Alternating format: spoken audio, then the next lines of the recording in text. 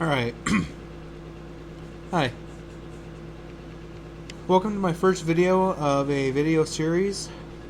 I'm going to be going over pixel art, or at least as much as I possibly can with my current skills. This is to be able to make stuff for games, primarily.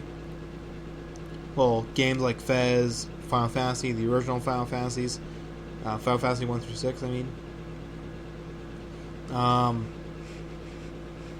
And pretty much any other type of game that uses 8-bit or pixel art graphics. Alright, so first off, the one thing you want to do is you want to try to find games that are very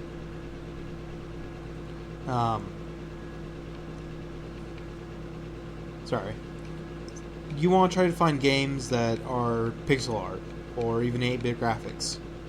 Although 8-bit graphics and pixel art are pretty much the same thing, it's just different.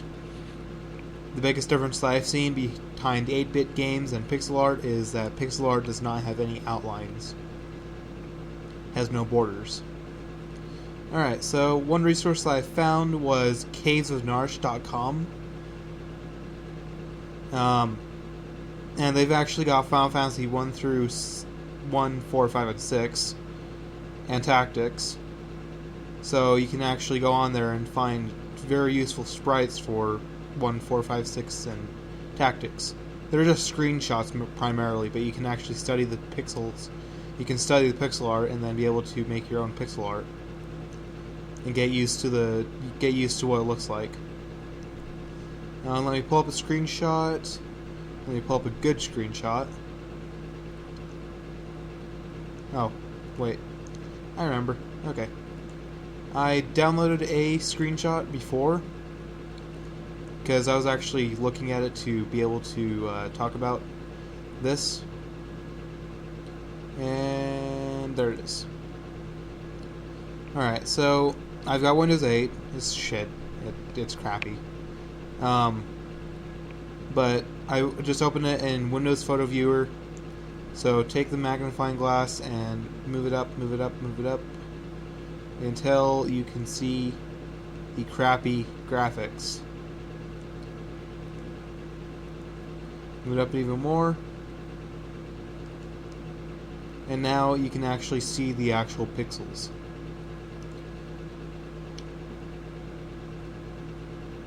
So,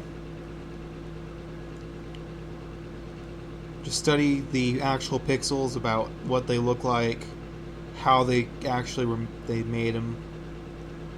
Like chairs, obviously you would use a brownish color. You would then go through and actually make it in a image manipulation program like GIMP or Photoshop, or you can even do it in Paint, MS Paint. But I don't really like that. I don't really like Paint. Yeah, so just zoom out a little more. Crap.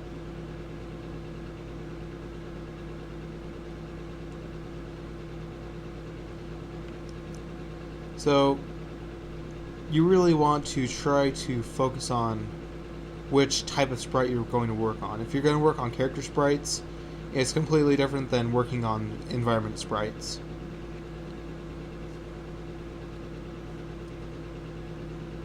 They use the same basic stuff, but just several things are different, like mainly the shapes. I mean, almost all character sprites have the same basic shape on them. 2 arms, 2 legs, a head, a torso.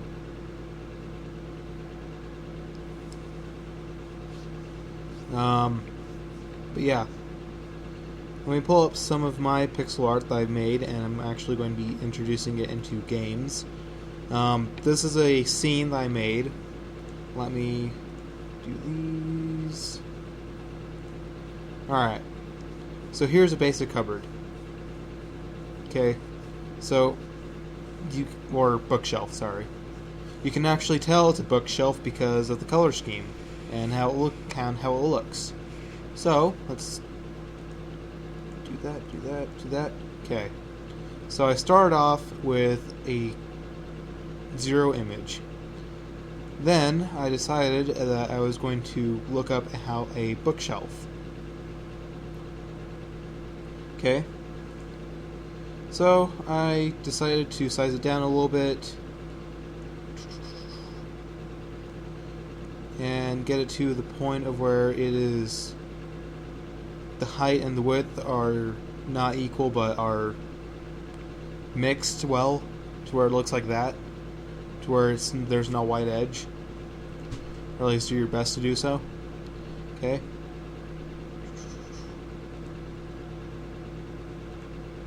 Oh, and I've even actually got it already open. Sorry.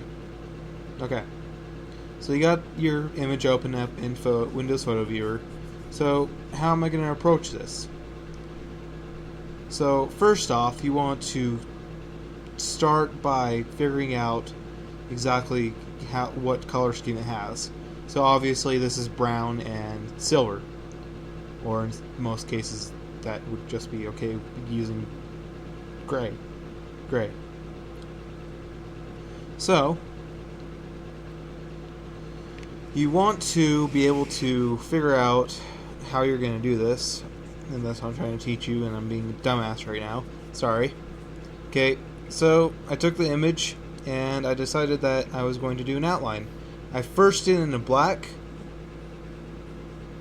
but as you can see, I turned it over to a different color, made it into a brownish color. There we go. But I put GIMP and the image next to each other so that I could just get basic accurate measurements. And I did a little bit of guesswork on a couple of sections, but it doesn't look like that I really did any guesswork.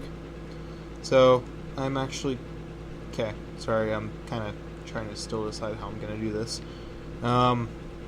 Anyways, so I first went in and I did an outline in black, and then I went in and I did the basic coloring.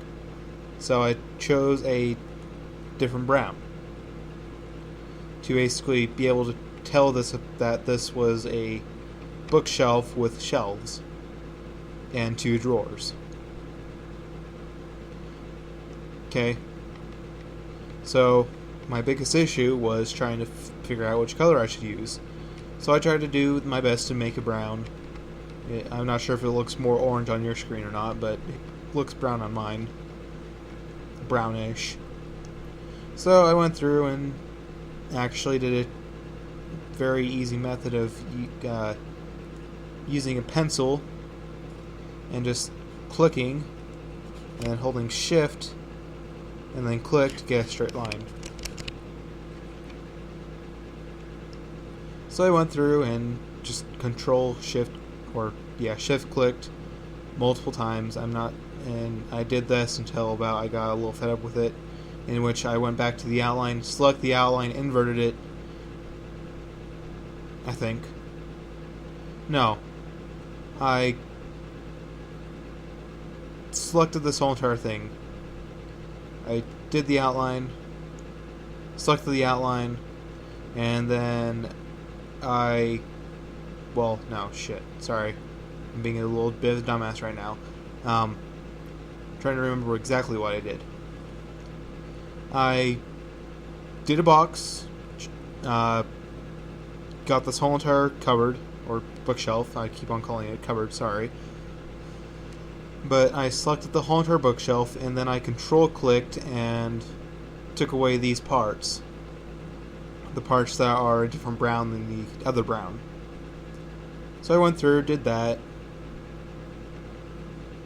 multiple times, then I went back to color, and then I used the paint bucket and just clicked and was able to get this, and this able to get filled in without having to do shift clicking all the frickin' time. So I did that, and then I went, okay, I'm gonna make some shadows.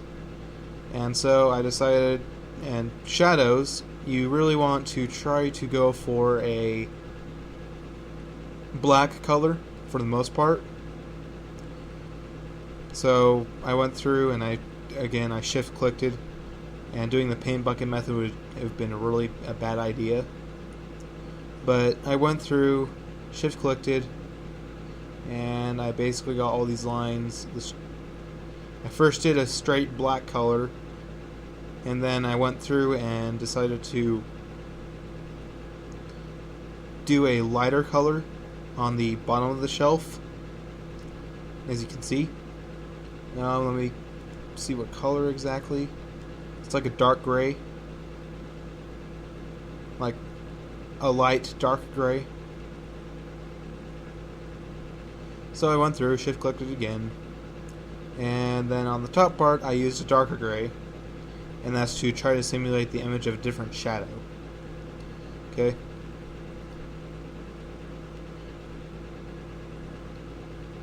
And I'm working at 1100% view, and I'm working pixel by pixel. I'm not doing big pixels. I'm not working by 4x4 or whatever paintbrush I think that some others might use. I just use 1 pixels, and I just do it up close, and then I do image, scale image, and then I scale it up to wherever I need to have it. So I did the shadows, then I did the highlights, and as you can see, the highlights actually screw around with your eyes by making it seem like the shadows got lighter, and that's pretty much fine as long as you're not too worried about it. Oh, and another thing that I forgot to mention was that on the shadows layer, and you definitely want to make layers, because it just gets too confusing and too hard to make a good picture without layers. Didn't really have to figure that one out by myself, but did not learn it the hard way, is what I mean. But you make the new layer, then you do the color, and then either you do this first, or you can do it last. But you set the opacity down to about 50 for shadows, and for highlights it's about 30, or at least that's how I do it. But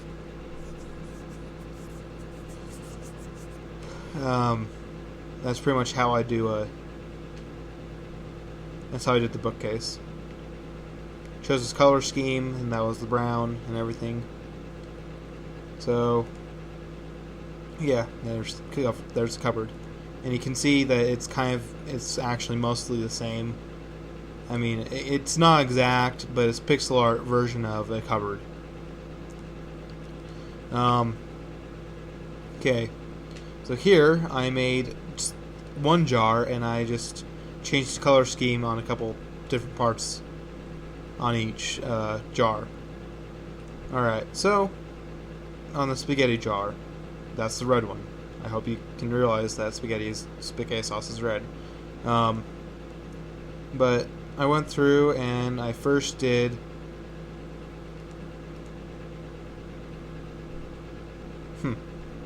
interesting. Anyways, first did the color, and that should not be. I'm gonna fix that right now. Shoot. Spaghetti jar, color dropper. Boom. Shit. Boom, boom. And boom. I was having issues trying to copy and paste it into the new into the cupboard. I was able to do it. Anyways, so I first actually grabbed a Prego bottle of spaghetti. I set it down and I looked at it, and I decided to actually try to get the colors as close as possible to what they actually were. So I first did the outline.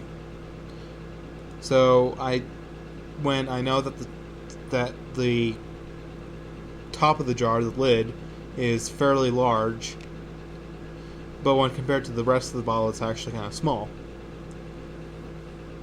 So I tried to make it seem like that, but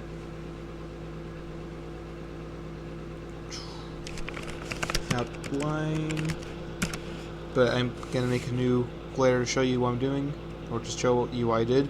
So I first started with the jar, And then I decided to finally do the curve, and oh shoot, I should actually show you that it does get a little curved. It tricks your eyes into believing that's curved when it's not, and that's really the beauty of it.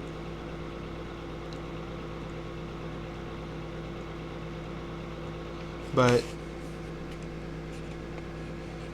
basically I started with the outline at the top, and then I just went down and I did 1 pixel for the top of the label, and then 3 pixels for the middle of the label, and then 1 pixel for the bottom of the label.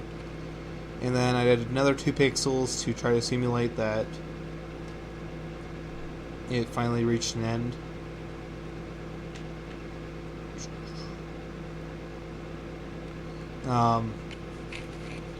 But there's a basic outline that I made, and then I went through and I did the colors.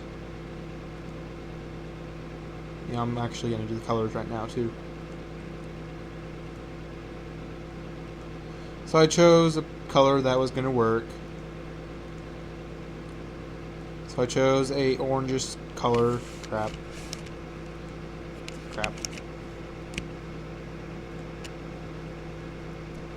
So, and since it's spaghetti sauce, I decided to do red for the main color. Or, actually, it's not really the main. It is actually the main color, because it has 3 different lines the same length, and then one line that's 2 pixels shorter, or 2 pixels less wide than the others. But did the outline, did the jar color, and then chose red for the spaghetti sauce.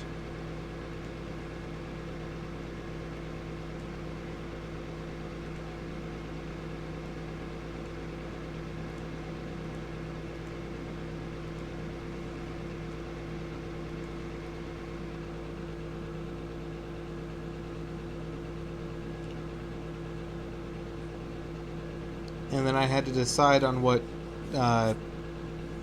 color the label was going to be. And I was having a hard time trying to decide on what colors to use, so I just said screw it, and I decided on goldish, or yellow goldish, and a brownish color. So I did that. Basically, the easiest way to do is control shift. No, not control. Never mind about the control. Shift click, and then to get a single line, and then do the same thing for the 3. Well, actually, do the same thing for the others, the bottom of the label. Then choose the brown for the middle of the label, and then boom, boom, boom, you've got one. Okay. And so then I went through and went, where is the light coming from? So I decided that it was coming from the right, from right to going left. So I first did the shadows, and pretty much you want to get your shadows, you want to have the shadows at least 1 pixel on the actual object if the light is intense and coming from one side. 1 pixel deep, I guess, is what you would say. I'm not sure. But, and then in like this area, this type of area where it comes down, then it goes out one more pixel to the left or right. Like if you had the light coming from the right side, then you would put the pixels on the, if the light was coming from the left side, put the pixels on the right side. Put the black shadow pixels on the right side. But pretty much how I did it was that I decided on the light coming from the right, like I said before, and then putting the black down, and then that little area right there was a last minute decision of whether or not I should put a pixel there, or if I should put a pixel there. And I decided to, and it worked. Okay. So boom, I've got a shadow now. and the shadows on this one is around 50. So then I decided to do the highlights. So how I was going to approach the highlights? Well, obviously a white, but on this one specifically, I actually made it 50, and I'm going to turn that down.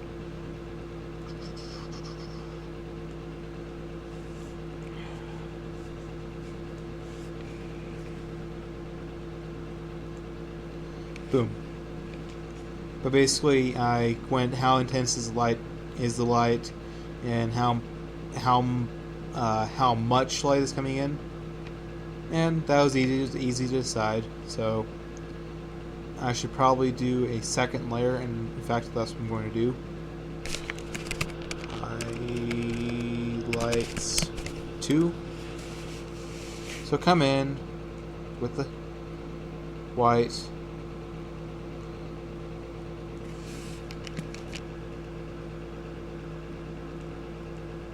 And it kind of looks like a Cheshire pattern on the top.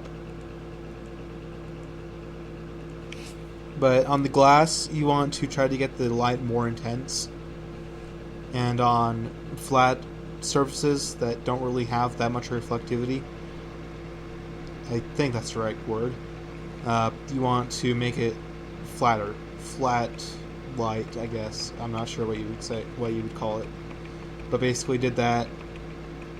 And then I copy-pasted, or specifically I took the layer group and I went duplicate layer, and then I went to color, and I just changed the color to yellow to make a curry jar, to have you think it's a curry.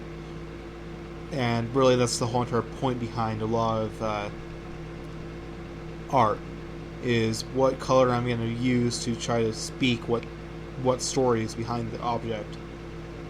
Like, if you have a man down on his knees and there's red underneath him, obviously, or at least that should make you think that he's bleeding, and if he's on his sword and there's red underneath him, that should symbolize that he's a warrior that is bleeding.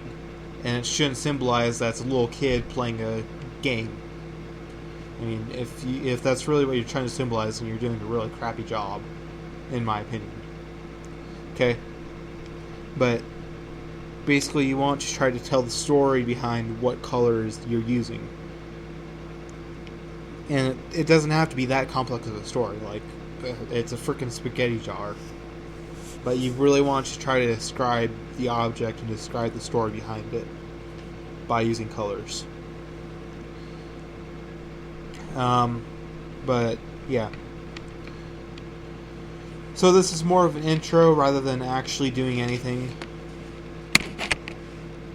But I've pretty much covered the topic of objects rather than environments. I mean, I'm actually going to do environments. I'm trying to do environment sprites, and once I get a little more experience with those, I'll actually go through and talk about them.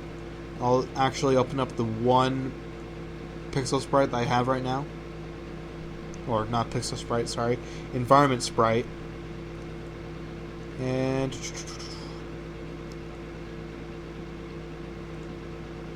it should look like bricks. I hope that's what I'm trying to tell a story of.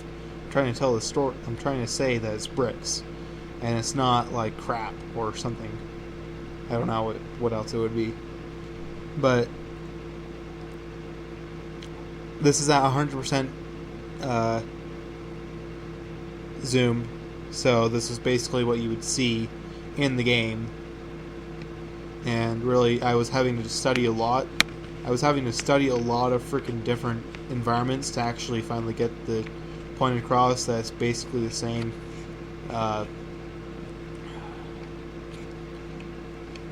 design philosophy behind actually making character sprites, and that's outline, color, shadows, and highlights. Let me try to pull up a Final Fantasy. Oh, never mind. I'm not going to pull up a Final Fantasy one. This is a new game called Starbound, and as you can see, if you look very closely, you can actually see shadows and stuff.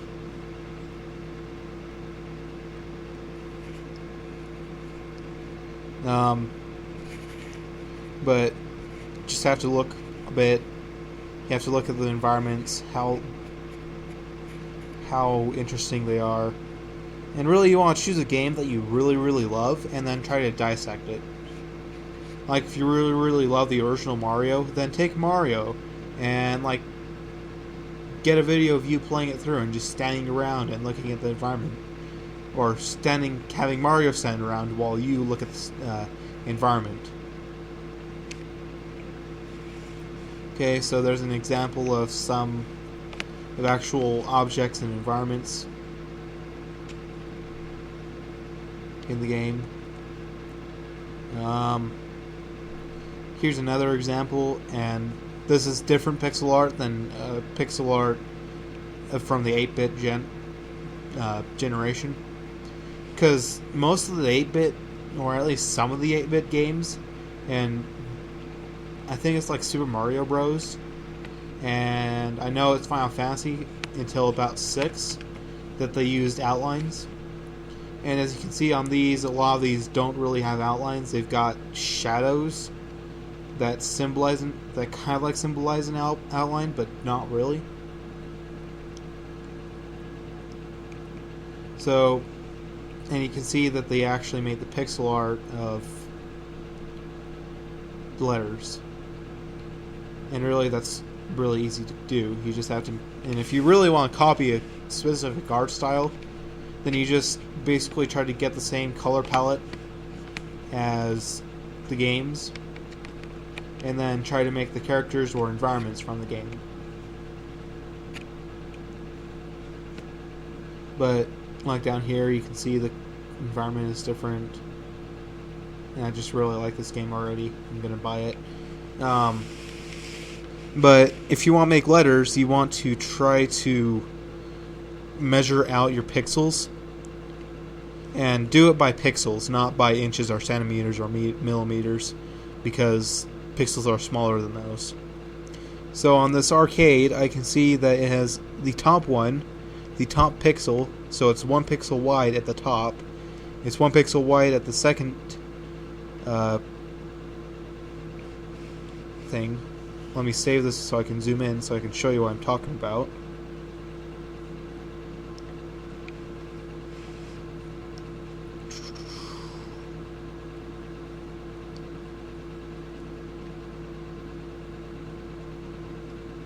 Alright. So, oh, that's actually interesting. I'm not sure if this is actually distortion from the photo, or if this is actually how they did the game. I think it's more distortion than anything else. I'm really sure it's distortion. But if you look closely enough, you can see that it's got like 4 different colors. Actually 5. Yeah, 5 different colors for 1 pixel. Or at least what looks like 1 pixel, and I think that's actually more than 1 pixel. I'm not sure though. It could be distortion from the picture, from saving it and stuff. But basically, it's 1 pixel at the top, 2 pixels long, and then 1 pixel wide, 3 pixels long, 1 pixel wide on the third bar, and then the middle bar is 1, 2, 3 wide and 1 tall. And then on the last leg, it's 1, 2, 3 long and 1 wide. And really, that's the biggest thing that you've got to do. You've got to study. You've got to study pixel art. And really, the best way to study pixel art is to buy a game, or just torrent them, or whatever you want to do.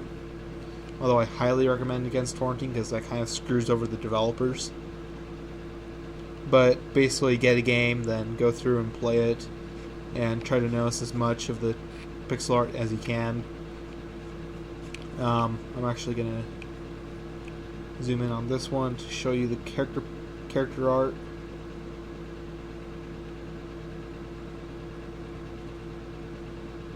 But this is another example of what I was talking about earlier, about the borderless pixels, or characters, or environments. As you can see, there's no border. There's a shadow that can act as a border or outline, but it's not really an outline.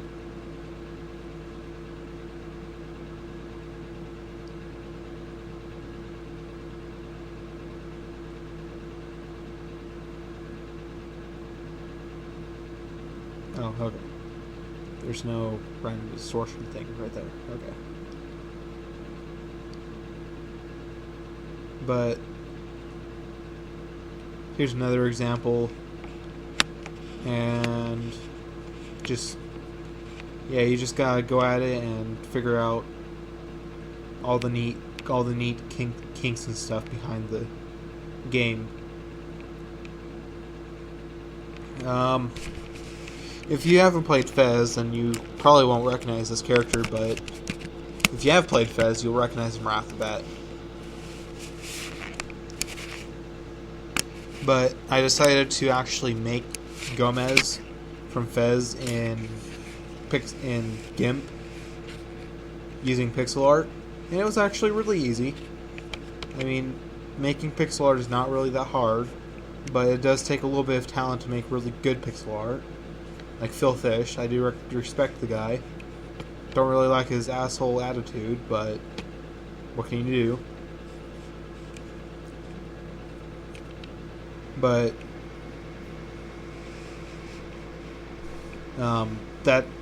that's one example of actual pixel art in the game that is not designed for 8-bit graphics that I know of. Another example of a game that uses more pixel art than 8-bit graphics is, well, not only Starbound, but Cave Story. Because I don't really think they use borders a whole lot. I don't remember, though. You need to boot the game up and look at the character models and stuff. But basically, you just gotta research stuff, look at how stuff is made. Then, the best way to do is practice how they make it, and make it yourself, and just basically copy exactly what you see. But that is all I can really think of for this episode. Thanks for watching, and get to it. Get to making some pixel art. Get to making some sprites. Alright, thanks for watching.